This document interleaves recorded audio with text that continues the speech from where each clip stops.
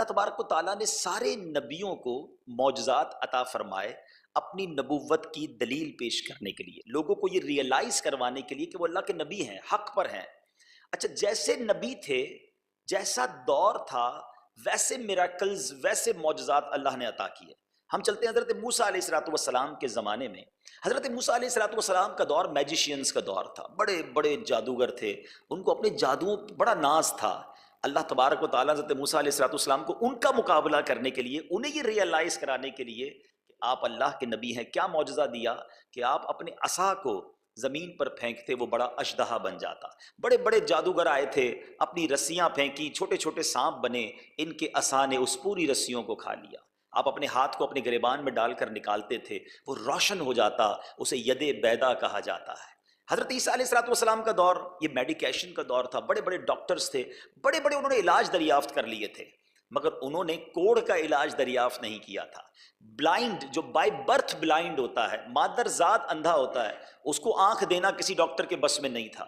اللہ تعالیٰ نے حضرت عیسیٰ علیہ الصلوۃ والسلام کو کیا معجزہ دیا کہ آپ کوڑی پر، جس کے جسم پر کوڑ ہوتا تھا، اسے دم کرتے تھے تو اللہ کی رحمت سے اس کا علاج ہو جاتا تھا، وہ ٹھیک ہو جاتا تھا۔ کوئی بائی برتھ بلائنڈ ہوتا، آپ اس کی آنکھوں پر ہاتھ لگاتے، دعا فرماتے، وہ آنکھ والا ہو جاتا۔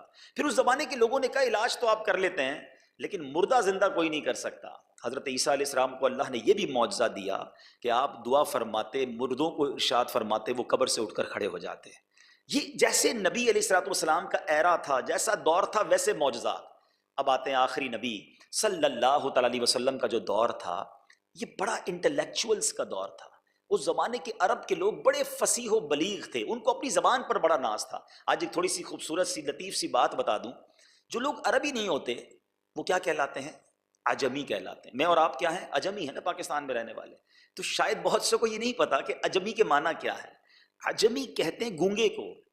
عرب کے لوگ یہ سمجھتے تھے کہ ہمیں بولنا آتا ہے، باقی دنیا ساری گونگی ہے، that's why they call them عجمی، ہم سارے عجمی کہلاتے ہیں، وہ عربی کہلاتے ہیں۔ اور اس زمانے میں ان کی فصاحت و بلاغت کے باقاعدہ کمپٹیشن ہوتے تھے۔ کعبہ مشرفہ یہ بتوں کی آماج گاہ تھی، استغفر اللہ، وہاں بت رکھے جاتے تھے اور اس دیوار پر ایک کمپٹیشن ہوتا تھا۔ عرب کے لوگ اپنی اپنی شاعری لکھ کر اس پہ لگاتے تھے، اور جو سب سے بڑا شاعر ہوتا تھا، سب سے اچھا جس کا کلام ہوتا تھا، وہ رہ جاتا تھا، باقی لوگ نکال کر لے جاتے کہ ہی از دا ونر۔ ایسے دور میں نبی پاک تشریف لائے، اس قوم کے درمیان آئے جو جہالت میں بھی عروج پہ تھی، مگر اس کو اپنی فصاحت پر، اپنی بلاغت پر بڑا ناز تھا۔ اب نبی پاک پر اللہ تبارک و تعالیٰ نے نزول قرآن فرمایا۔ میرے آقا نے جب ان کے سامنے قرآن کی آیتیں تلاوت کرنا شروع کی نا، دے شاکڈ، دے ور اسٹانشڈ، حیران ہو گئے کہ یہ کون سی گفتگو ہے، یہ کون سی زبان ہے۔ نبی پاک علیہ الصلوۃ والسلام نے اسی کعبے کی دیوار پر قرآن پاک کی سب سے چھوٹی سورت سورہ کوثر لکھ کر لگا دی۔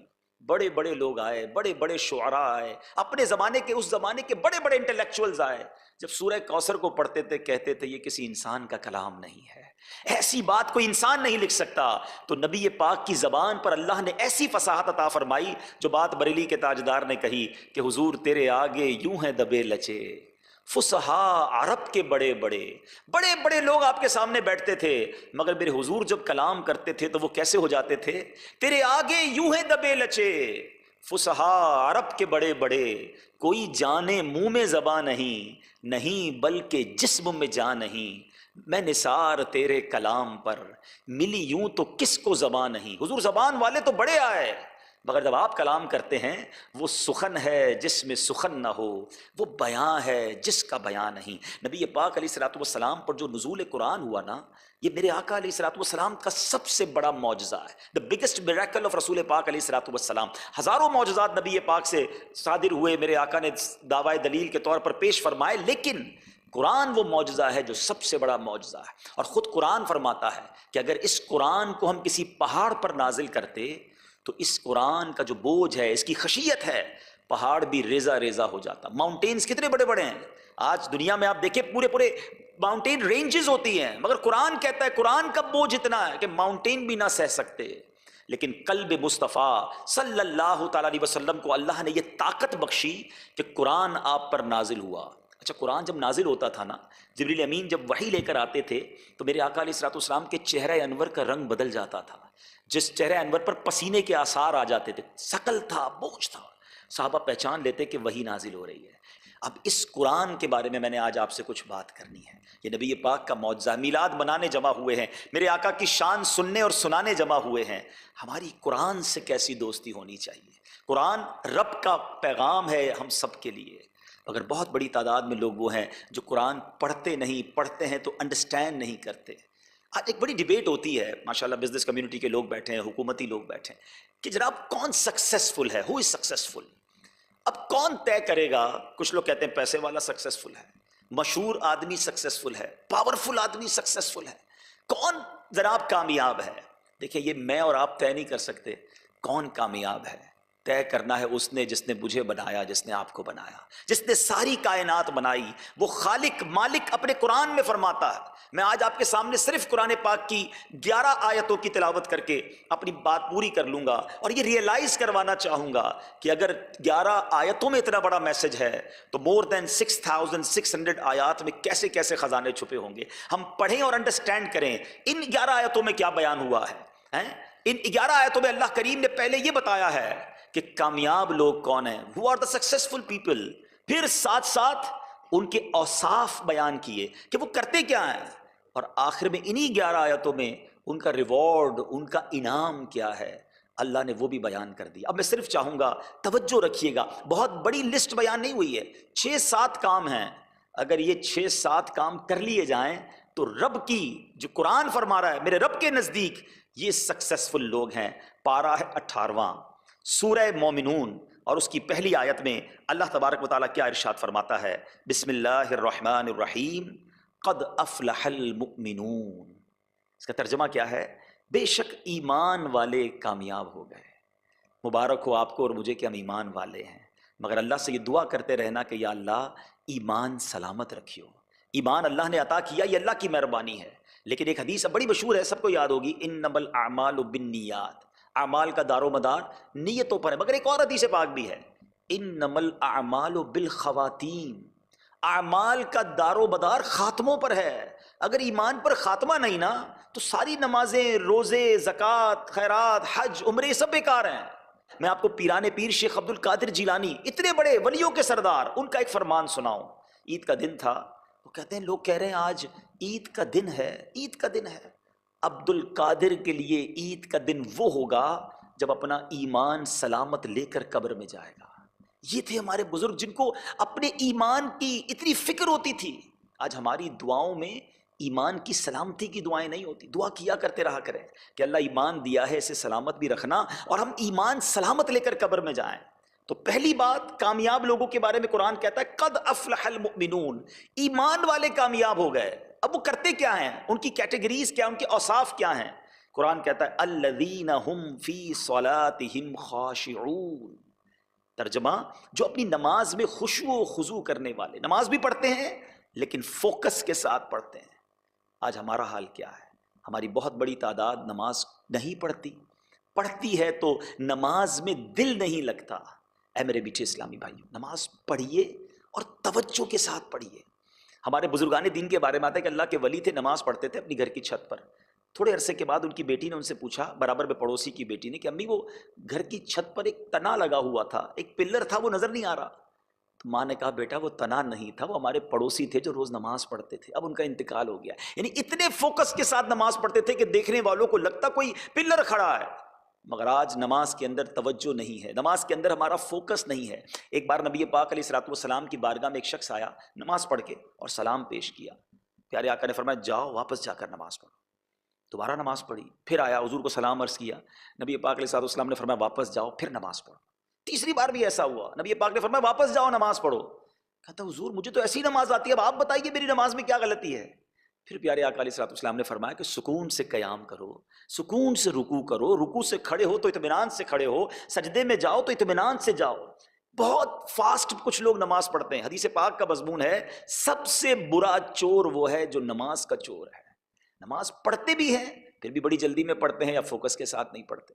تو نماز پڑھیں. اللہ نے کامیاب لوگوں کا پہلا وصف جو بیان کیا کہ جو نماز خشوع و خضوع سے پڑھتے ہیں، تو اس کا ایک سولوشن ہے کہ ہم نماز کے میننگز کو یاد کر لیں. ہم جو تلاوت کرتے ہیں نا اس کو ترجمہ اور تفسیر سے پڑھ لیں تو آپ کو اندازہ ہوگا کہ آپ جو تلاوت کر رہے ہیں، آپ تسبیح پڑھ رہے ہیں، اس میں کہہ کیا رہے ہیں.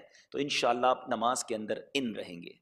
دوسری بات جو قرآن فرماتا ہے کہ وہ لوگ کون ہیں کامیاب لوگ، فرمایا والذین هم عن اللغو معرضون، فرمایا وہ جو فضول بات سے منہ پھیرنے والے ہیں، جو فضول باتوں کی طرف التفات نہیں کرتے، اپنا وقت ضائع نہیں کرتے۔ اتنی تھوڑی سی زندگی ہے، اگر اس میں بھی گھنٹوں ہم فضول کام میں گزار دیں، بہت سارا وقت موبائل فون پر گزر رہا ہے، سوشل میڈیا پر گزر رہا ہے، ان معلومات کو حاصل کرنے میں گزر رہا ہے نہ جس کا دنیا میں فائدہ نہ آخرت میں فائدہ۔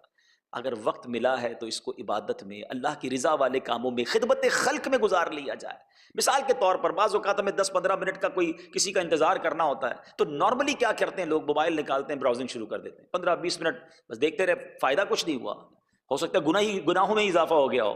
لیکن اگر موبائل میں قرآن پاک ہو تو اگلے 7-8 منٹوں میں سورہ یاسین پڑھی جا سکتی ہے، اور حدیث پاک کے مضمون کے مطابق ایک بار یاسین پڑھنے والے کو 10 قرآن کا ثواب ملتا ہے۔ تو قرآن کہتا ہے فضول باتوں کی طرف التفات نہ کرنے والے یہ کامیاب ہیں۔ تو کام بندہ وہ کرے یا تو دنیا میں فائدہ ہو یا آخرت میں فائدہ ہو، وقت کو ضائع نہیں کرنا چاہیے۔ یہ بڑی کمال کی نعمت ہے ہمارے پاس۔ امام شافعی رحمۃ اللہ تعالی فرماتے ہیں کہ وقت تلوار ہے، یا تو وقت تمہیں کاٹ دے گا یا تم اچھا کام کر کے وقت کو کاٹ دو۔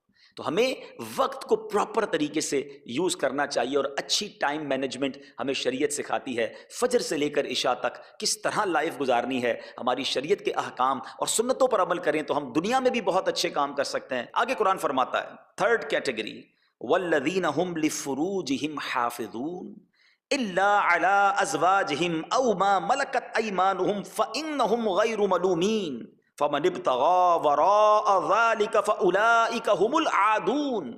یعنی اپنی جس کو کہتے ہیں نفس کی حفاظت کرنا، شرمگاہوں کی حفاظت کرنا، حرام کاموں سے اپنے کو بچانا، یہ کامیاب لوگوں کے اوصاف ہیں۔ میں آخر میں آپ کو ریوارڈ بتاؤں گا، اتنا کمال کا اللہ نے انعام اعلان کیا ہے۔ 5-6 چیزیں ہیں جو میں نے اور آپ نے اپنے آپ کو انوالو کرنا ہے یا بچانا ہے، اور انشاءاللہ اس کے بعد جو نہ ختم ہونے والا انعام آپ سنیں گے، اللہ نے چاہا آپ کی طبیعت ہری بھری ہو جائے گی۔ تو یہاں ہمیں یہ بتایا جا رہا ہے کہ اپنی شرمگاہوں کی حفاظت کریں، حرام کاموں سے اپنے آپ کو بچائیں۔ آپ نے وہ حدیث سنی ہوگی نا کہ نبی پاک علیہ الصلوۃ والسلام نے فرمایا، جس کا مضمون ہے جو مجھے 2 چیزوں کی گارنٹی دے دے میں اسے جنت کی ضمانت دیتا ہوں، جنت کی گارنٹی دیتا ہوں۔ اور زبان اور شرمگاہ کے بارے میں فرمایا، زبان اور یہ پرائیویٹ پارٹ، غلط کام جو کرتے ہیں وہ انسان کو جہنم کی طرف لے جاتے ہیں۔ اللہ ہمیں ان گناہوں سے بچنے کی توفیق عطا فرمائے۔ ایک بات ہمیشہ یاد رکھیے گا، پہلے نگاہ بہکتی ہے، پھر دل بہکتا ہے، پھر شرمگاہ بہکتی ہے۔ نگاہوں کو پہلے بچانا ہوگا، ان چیزوں کو دیکھنے سے بچنا ہوگا جس سے دل کے اندر فطور پیدا ہوتا ہے۔ اللہ ہمیں نظروں کی حیا نصیب فرمائے۔ آگے قرآن فرماتا ہے والذین هم لاماناتہم وعہدہم راعون، فرمایا وہ جو اپنی امانتوں اور اپنے وعدے کی رعایت کرنے والے ہیں۔ جب امانت رکھی جائے تو وقت پر لوٹاتے ہیں، پوری لوٹاتے ہیں، اور دوسری بات وعدہ پورا کرتے ہیں۔ آج کل تو ایک محاورہ مشہور ہو گیا ہے، وہ وعدہ ہی کیا جو پورا ہو گیا، نہیں جناب، مسلمان کا وعدہ پورا ہی ہوتا ہے۔ اور اللہ نے قرآن مجید میں جو شان بیان کی کامیاب لوگوں کی کہ امانتیں بھی پوری کرتے ہیں، وقت پر لوٹاتے ہیں اور وعدوں کی پاسداری کرتے ہیں۔ انفارچونیٹلی آج مسلمان کہلانے والے بزنس کمیونٹی کے لوگ بیٹھے ہیں۔ پہلے کے زمانے میں آپ ماشاءاللہ ٹریول کرتے ہیں، آپ فار ایسٹ چلے جائیں، انڈونیشیا، ملائیشیا، سنگاپور، یہ پورا جو ایریا ہے، یا صحابہ کرام نہیں پہنچے تھے، یہاں پر بزنس کمیونٹی والے عرب تجار پہنچے، اور جب وہاں گئے اور جا کر ان کے ساتھ بزنس کیا، سچا بزنس کیا، امانت داری کی، وعدے پورے کیے، انہوں نے کہا کہ ان کے تاجر ایسے ہیں تو ان کا دین کیسا ہوگا، اور یہ لوگ مسلمان ہوتے چلے گئے۔ تو اے میرے تاجر اسلامی بھائیوں، مختلف کمیونٹی کے لوگ بیٹھے ہیں، زندگی میں یہ اپنا ایک اصول بنا لیں کہ ہمارا وعدہ جو ہونا وہ ہمیشہ پورا ہو۔ دکھ ہوتا ہے کہ جب لوگ کہتے ہیں یار مسلمان ملک کی پروڈکٹ کے بجائے ایسا کرو کہ فلاں ملک کی پروڈکٹ لے لو، دل دکھتا ہے کہ میرے آقا کا دین تو ایسا نہیں تھا۔ نبی پاک علیہ الصلوۃ والسلام تو وہ آقا ہیں کہ جب اعلان نبوت کر رہے ہیں تو کوسچن کیا تھا کوہ صفا پہ کھڑے ہو کر کہ بتاؤ میں کون ہوں، تو ان غیر مسلموں نے جو اللہ کو نہیں مانتے تھے، مگر نبی پاک کے بارے میں کیا کہا تھا؟ آپ امین ہیں، آپ صادق ہیں، تعارف تھا یہ نبی پاک کا۔ اور ان کے امتی نے اگر نبی پاک کے دین کا یہ حال کر دیا کہ مسلمانوں کے وعدوں پر لوگوں کو یقین نہ رہے، تو یہ ہمیں سوچنا ہے۔ آگے چلتے ہیں، اللہ تبارک و تعالیٰ قرآن مجید میں فرماتا ہے وَالَّذِينَ هُمْ عَلَىٰ صَلَوَاتِهِمْ يُحَافِظُونَ۔ Look at the importance of نماز اگین۔ کامیاب لوگوں کے اوصاف میں پہلے فرمایا نماز خشوع سے پڑھتے ہیں، آگے فرمایا نماز کی حفاظت بھی کرتے ہیں۔ اب بتائیے بہت سارے لوگ ہیں جن کی نماز قضا ہو جاتی ہے. لوگ کہتے ہیں یار میں 4 نمازیں پڑھ لیتا ہوں، فجر میں آنکھ نہیں کھلتی. تو میں کبھی کبھی ان سے کویسچن کرتا ہوں کہ آپ کی صبح 7 بجے فلائٹ ہوتی ہے، تو کبھی ایسا ہوا آپ کی فلائٹ کے لیے آنکھ نہ کھلی ہو؟ آپ کی بڑی امپورٹنٹ میٹنگ ارلی مارننگ ہوتی ہے، وہ بھی مس ہوتی ہے نیند کی وجہ سے؟ تو وہ مس نہیں ہوتی ہے، نماز مس ہو جاتی ہے. نہیں جناب، اس کا مطلب یہ ہوا کہ نماز کی وہ پریورٹی نہیں ہے آپ کی لائف میں جو باقی میٹنگز کی، فلائٹس کی، ٹرین کی، امپورٹنٹ ڈسکشن کے لیے ٹائم نکل آتا ہے. چھوٹے چھوٹے بہانے سے لوگ نماز چھوڑ دیتے ہیں. نہیں میرے میٹھے اسلامی بھائیو، نماز کی اہمیت آپ کو قرآن کے کامیاب لوگوں کے اوصاف سے سننے کو مل رہی ہے، اور نبی پاک علیہ الصلوۃ والسلام سے یقیناً ہم سارے محبت کرتے ہیں. میرے آقا نماز سے کتنی محبت فرماتے. سرور کائنات علیہ الصلوۃ والسلام فرماتے ہیں جعلت قرۃ عینی فی الصلاۃ، نماز میں میری آنکھوں کی ٹھنڈک ہے. جو غلام مصطفیٰ ہے، جو نبی پاک کا امتی ہے، وہ نبی پاک کی آنکھوں کی ٹھنڈک انہیں پہنچا ہے. تو آج ایک نیت بھی کر لیں انشاءاللہ کہ آج کے بعد ہماری کوئی نماز قضا نہیں ہوگی انشاءاللہ. آگے چلتے ہیں. اب یہ صرف 6-7 چیزیں تھیں، ریپیٹ بھی کر دیتا ہوں. نماز خشوع و خضوع سے پڑھنے والے، امانتیں پوری کرنے والے، وعدے پورے کرنے والے، اپنے آپ کو فضول کاموں سے بچانے والے، اپنی زکوٰۃ، ایک آیت رہ گئی، اپنی زکوٰۃ کو ادا کرنے والے، ٹھیک ہے، اپنی شرمگاہ کو گناہ سے بچانے والے. یہ چند باتیں ہیں. اب اس کے بعد انعام کیا اعلان ہو رہا ہے؟ سبحان اللہ. اب ذرا سنیے گا. اللہ فرماتا ہے اولئک ھم الوارثون، یہی لوگ وارث ہیں. کس کے؟ کس چیز کی وراثت ملے گی؟ قرآن کہتا ہے الذین یرثون الفردوس، انہیں جنت الفردوس کی وراثت ملے گی. یہ فردوس کی میراث پائیں گے. کتنا ٹائم رہیں گے؟ آج گورنر ہاؤس میں ہم آئے ہیں، 1 گھنٹہ رہیں گے، 1.5 گھنٹہ رہیں گے. کبھی گھومنے پھرنے کسی پرفضا مقام پہ گئے، 1 ہفتہ رہیں گے، 1 مہینہ رہیں گے. چلے اس دنیا میں بڑا شاندار مکان بنا لیا، اس میں بھی کچھ پیریڈ ہی رہیں گے نا، 50 60 70 80 سال. دین وی ہیو ٹو گو. مگر جب فردوس میں چلے جائیں گے کتنا ٹائم؟ قرآن کہتا ہے ہم فیہا خالدون، وہ اس میں ہمیشہ ہمیشہ رہیں گے. مجھے بتاؤ اس سے بڑا ریوارڈ کوئی نہیں ہے. نبی پاک فرماتے ہیں کہ جب بھی اللہ سے دعا مانگا کرو جنت الفردوس کی دعا مانگو، کیونکہ یہ اللہ کی سب سے بڑی نعمت ہے، سب سے اعلیٰ جنت ہے، کیونکہ اسی فردوس کے اوپر اللہ کا عرش ہے. اور قرآن نے ریوارڈ بتا دیا نا. آپ سوچئے اگر 100 کام بتائے جاتے کہ دیکھو یہ اتنی نمازیں پڑھنی، اتنے نفل پڑھنے، اتنا صدقہ کرنا، اتنی خیرات کرنا، جب جا کے تمہیں جنت الفردوس ملے گی. دیر از نو big list, only 6-7 works we have to do. اور اس کے بعد جو انعام ہے اولئک ھم الوارثون، قرآن کہتا ہے یہ وارث ہیں. اور وراثت میں ملنا کیا ہے؟ جنت الفردوس ملنی ہے. تو اے میرے بیٹھے اسلامی بھائیوں، میں ایک اور ریئلائزیشن جو کروانا چاہتا تھا. ودن 11 آیات، اونلی 11 قرآن پاک کی آیات میں کتنا شاندار میسج ہے. اگر میں پورا قرآن پڑھوں، اس کو سمجھوں، اس کو انڈرسٹینڈ کروں، تو مجھے پھر اس کا کتنا اجر ملے گا. آج ہم سارے بڑے کنیکٹڈ لوگ ہیں، موبائل، ای میل، واٹس ایپ، پتہ نہیں دنیا بھر سے ہمارا بڑا رابطہ ہے. 1 گھنٹہ میلاد میں موبائل چھوڑ کر آنا، مجھے اندازہ ہے کتنا ڈیفیکلٹ ہو رہا ہوگا. ذہن میں خیال بھی آ رہا ہوگا پتہ نہیں باہر جاؤں گا کتنے میسیجز آ گئے ہوں گے. Okay, it's important. بٹ میں آپ سے ایک سوال کرنا چاہتا ہوں، آپ اپنے بزنس کولیگس کا، اپنی فیملی کا میسج مس نہیں کرتے. قرآن کس کا میسج ہے؟ بتائیے نا. یہ اللہ کا میسج ہے، میسج آف اللہ سبحانہ و تعالی ہم سب کے لیے. کیا ڈے آف ججمنٹ اللہ کی بارگاہ میں یہ آنسر چل پڑے گا کہ یا اللہ بہت بیزی تھا، قرآن نہیں پڑھ سکا؟ ہم سے ہماری فیملی کا میسج مس نہیں ہوتا، ہمارے دوستوں کا نہیں ہوتا، بزنس پارٹنرز کا میسج مس نہیں ہوتا. اللہ کا پیغام مس ہو رہا ہے. 40 سال، 50 سال، 60 سال عمر ہو جاتی ہے، پورا قرآن ابھی تک ترجمے اور تفسیر کے ساتھ نہیں پڑھا ہوتا. اور آپ کو پتہ ہے قرآن میں اپروکسیمیٹلی 88 ٹائمز اللہ پاک نے ڈائریکٹلی مجھ سے اور آپ سے بات کی ہے. یا ایھا الذین آمنو کہہ کر، اے ایمان والو. کون ہے ایمان والے؟ او یو بلیورز، ہم اور آپ ایمان والے ہیں نا. اللہ نے مجھے کیا کہا ہے؟ کبھی یہ پڑھنے کی کوشش کی؟ چلے پورا قرآن نہیں، کہیں کسی مفسر کتاب اٹھا کر کسی عالم دین کو عرض کر کے کہ حضور مجھے صرف وہ 88-90 مقامات تو بتا دیں کہ اللہ تعالیٰ نے ڈائریکٹلی مجھے کیا کہا ہے. یہ بھی نہیں پڑھوں گا میں تو اپنے رب کی بارگاہ میں کیا جواب دوں گا؟ حدیث پاک ہے، میرے آقا فرماتے ہیں وہ دل ویران ہے جس میں کچھ قرآن نہیں ہے. اپنے آپ سے پوچھو میرے اور آپ کے دل میں کتنا قرآن ہے؟ قرآن کو ہم نے کیا یوز کے لیے رکھا ہے؟ جب بھی نیا گھر ہوگا ختم قرآن ضرور کرائیں گے، برکت چاہیے. نئی دکان لیں گے تو قرآن لے کر اس کو اوپر رکھوائیں گے، جزدان نیا سا بنا کر، یار برکت چاہیے بس. اسی لیے اس کے اندر کیا خزانہ ہے؟ وہ ایک چھوٹا سا واقعہ آپ کو سناؤں. ایک خاتون تھی، بیمار تھی، گاؤں کی عورت تھی. اس کا بیٹا ابراڈ گیا کام کاج کے لیے. ماں بڑی محبت کرتی تھی بچے سے، مگر گاؤں کی عورت تھی، ان پڑھ تھی. اس کے بیٹے نے اس کو وہاں جا کے لیٹر لکھا جیسے ہی لیٹر ریسیو ہوا ماں بڑی خوش ہوئی، میرا لال، میرا بیٹا مجھے خط لکھا، آنکھوں سے لگایا، چوما اور دراز میں رکھ دیا، کیونکہ ماں کو پڑھنا تو آتا ہی نہیں تھا۔ اگلا مہینہ ہوا، پھر لیٹر آیا، پھر ماں نے اسے چوما، آنکھوں سے لگایا، کتنا پیارا میرا بیٹا ہے، ولایت گیا پھر بھی نہیں بھولا مجھے، پھر دراز میں ڈال دیا۔ اچھا بیماری بڑھتی گئی، غربت بڑھتی گئی، وہ اور بیمار ہوتی گئی، لیٹر آتے گئے، دراز میں جاتے گئے۔ ایک وقت آیا کہ اس بوڑھی عورت کا انتقال ہو گیا۔ بعد میں لوگ آئے تدفین کے لیے، گھر کی صفائی کی، تو دراز کھولی تو بڑے سارے انویلپ نکلے۔ جب انویلپ کھولے گئے نا تو ہر انویلپ میں اس کے بیٹے نے اسے منی آرڈر بھیجا تھا، پیسے بھجوائے تھے ماں کے لیے۔ وہ ان پڑھ تھی، اسے پتہ ہی نہیں تھا کہ میرے لیے اتنے پیسے آ گئے، علاج بھی ہو جاتا، گھر بھی بن جاتا، ہر چیز بہتر ہو جاتی، مگر چونکہ آتا کچھ نہیں تھا، آنکھوں سے لگاتی تھی، چوم کے رکھ دیتی تھی۔ دل پہ چوٹ کرنے کے لیے کہہ رہا ہوں، قرآن کے ساتھ ہم بھی تو ایسا ہی کر رہے ہیں، چومتے ہیں، آنکھوں سے لگاتے ہیں اور رکھ دیتے ہیں۔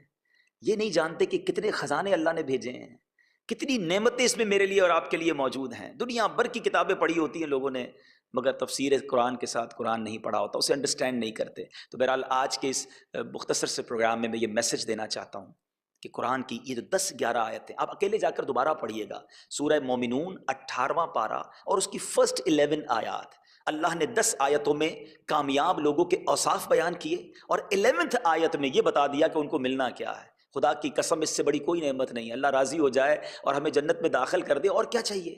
تو یہ بہت بڑی لسٹ نہیں ہے، ہم کر سکتے ہیں۔ تو اگر اس کو پڑھ کر عمل کرنا شروع کر دیں کہ یا اللہ وعدہ تو نے کیا ہے کہ فردوس تو نے دینی ہے، اب عمل میں نے شروع کر دیا ہے، مالک استقامت بھی تو نے دینی ہے، وہ رب کریم آپ کو مدد فرمائے گا، آپ کو استقامت نصیب ہو جائے گی۔ اور دوسرا میسج میں یہ دینا چاہوں گا کہ قرآن روزانہ کچھ نہ کچھ پڑھیے۔ الحمدللہ گورنر صاحب بھی موجود ہیں، شہر کراچی کے بڑے اہم لوگ موجود ہیں۔ میں مختصراً یہ بتانا چاہتا ہوں کہ قرآن کی ترویج و اشاعت کے لیے دعوت اسلامی جو عاشقان رسول کی دنیا بھر میں بہت بڑی تحریک ہے، جس طرح دعوت اسلامی نے قرآن کی ترویج کے لیے کام کیا، میں نہیں سمجھتا آپ کو اس کی کوئی اگزامپل ملے گی۔ اس وقت الحمدللہ ہمارے بچوں کے جو مدرسے ہیں، بچوں اور بچیوں کے 4200 سے زیادہ مدرسے قائم ہیں۔ I am not talking about students, 4200 کے قریب مدرسے ہیں، جس میں اللہ کی رحمت سے تقریباً 2 لاکھ بچے بغیر کسی فیس کے قرآن پاک پڑھ رہے ہیں، اور اللہ کی رحمت سے ان مدرسوں سے 87,000 حافظ قرآن بن چکے ہیں۔ 2.5 لاکھ کے قریب بچوں نے ناظرہ قرآن پڑھ لیا ہے۔ ایک اور ہمارا شعبہ ہے جس کو ہم دارالعلوم جامعۃ المدینہ کہتے ہیں، 851 جامعۃ المدینہ، جس سے 13,000 سے زیادہ بچے اور بچیاں عالم اور عالمہ کا کورس کمپلیٹ کر چکے ہیں۔ اور پھر یہ سفر ہمارا صرف پاکستان میں نہیں ہے، آج دنیا کے کئی ملکوں میں دعوت اسلامی کے مدارس قائم ہیں۔ صرف یو کے کی مثال دوں تو مور دین 4,000 اسٹوڈنٹ یو کے میں الحمدللہ دعوت اسلامی کے مدرسوں میں پڑھ رہے ہیں، اور وہاں بھی ان سے کوئی فیس نہیں لی جاتی ہے۔ یہ وہ قرآن کی خدمت ہے جو دعوت اسلامی نے گراس روٹ لیول پر کی۔ اچھا صرف بچوں کے لیے نہیں، چونکہ ہم اس وقت یہاں بڑے بیٹھے ہیں، ہماری اسپیچز بھی عموماً بڑوں میں ہوتی ہے، جب ہم قرآن کو پڑھنے کی، سمجھنے کی بات کرتے ہیں تو بعض لوگ یہ کہتے ہیں کہ جناب اب تو عمر بڑی ہو گئی، اب بچوں کے مدرسے میں کیسے جائیں، شرم بھی آئے گی اور قرآن کیسے پڑھیں۔ تو دعوت اسلامی نے پوری دنیا میں ایک سسٹم بنایا کہ گلی محلوں میں جو مسجدیں ہیں، اور مسجدوں میں ہم نے، ہماری ٹرمینالوجی ہے مدرسۃ المدینہ برائے بالغان، بڑوں کے لیے وہ مدرسہ، ایڈلٹس کے لیے، وہ پوری دنیا میں ہم نے اس کا سسٹم بنایا۔ پاکستان میں ہزاروں مقامات پر یہ مدرسے رات کو لگتے ہیں، عشاء کے بعد 15-20 منٹ کے لیے لوگ جاتے ہیں اور اپنا قرآن پڑھتے ہیں، تلفظ ٹھیک کرتے ہیں اور قرآن کے ساتھ اپنی انڈرسٹینڈنگ کو بڑھاتے ہیں۔ ایک اور بڑا ایکسکیوز لوگ کرتے تھے جب ہم ابراڈ جاتے تھے یا مصروف لوگوں سے ملتے تھے کہ جناب مسجد میں بھی جانے کا بازو کا ٹائم نہیں ملتا، فیکٹری سے آتے ہیں تو عشاء کا ٹائم بھی چلا جاتا ہے۔ تو ہم نے الحمدللہ، میں کہہ سکتا ہوں یہ دعوت اسلامی کی انوویشن ہے کہ ہم نے اپنا ایک ڈپارٹمنٹ بنایا جس کو ہم فیضان آن لائن اکیڈمی کہتے ہیں۔ دعوت اسلامی نے آن لائن مدرسہ بنا دیا، آفر کی ہم نے دنیا بھر کے عاشقان رسول کو 24/7 آپ کی مرضی کا ٹائم، رات 12 بجے پڑھنا چاہتے ہیں، صبح 6 بجے پڑھنا چاہتے ہیں، جب بھی پڑھنا چاہتے ہیں آن لائن کلاس جوائن کریں، آپ کے وقت کے مطابق ہمارے قاری صاحب آپ کو قرآن پڑھائیں گے۔ پاکستان کے اندر ہماری گورنمنٹ کا بھی یہ کہنا ہوتا ہے روزگار کا موقع دیجئے، فورن ایکسچینج کو لائیے۔ دعوت اسلامی اس وقت 38 برانچز پاکستان میں بنا چکی ہے، جس کے ذریعے مور دین 16,000 اسٹوڈنٹس پاکستان سے باہر 80 ملکوں میں قرآن پاک آن لائن پڑھ رہے ہیں، اور وہ سارے آن لائن اپنی ریمیٹنس جو ہے وہ فیس کی صورت میں اس میں بھیج رہے ہیں۔ پاکستان کے کئی شہروں کے اندر آن لائن یہ مدرسے لوگ پڑھ رہے ہیں۔ جب آپ کو ٹائم ملے، آدھا گھنٹہ کے لیے قاری صاحب آن لائن ہوں گے، آپ تلفظ اپنے درست کریں، پھر قرآن کی تفسیر پڑھیں، پھر حدیث پاک پڑھنا چاہیں تو پڑھیں۔ اچھا مردوں کے لیے مرد ٹیچر ہیں، لیڈیز کے لیے لیڈیز ٹیچر موجود ہیں، پوری فیملی فیملی گھر بیٹھے اپنی مرضی کے ٹائم کے مطابق آن لائن قرآن پڑھ سکتی ہے. سبحان اللہ, اگر گھر میں روز قرآن پڑھا جائے گا, میری زبان سے روز قرآن کی آیات کی تلاوت ہوں گی, تو اور مجھے کیا چاہیے. تو میں امید کرتا ہوں انشاءاللہ ہم پابندی کے ساتھ قرآن پاک پڑھیں گے. آپ سے گزارش کروں گا کہ آپ آج یہاں آئے ہیں دعوت اسلامی کے فیضان مدینہ مرکز میں بھی تشریف لایا کریں. ہر جمعرات ہمارا اجتماع ہوتا ہے, ہر سیٹرڈے مدنی مذاکرہ ہوتا ہے, اور اس کے ساتھ ساتھ مدنی چینل دیکھا کریں تاکہ اس طرح کی سپیچز آپ مزید اس پہ سن سکیں گے. اللہ تعالی ہم سب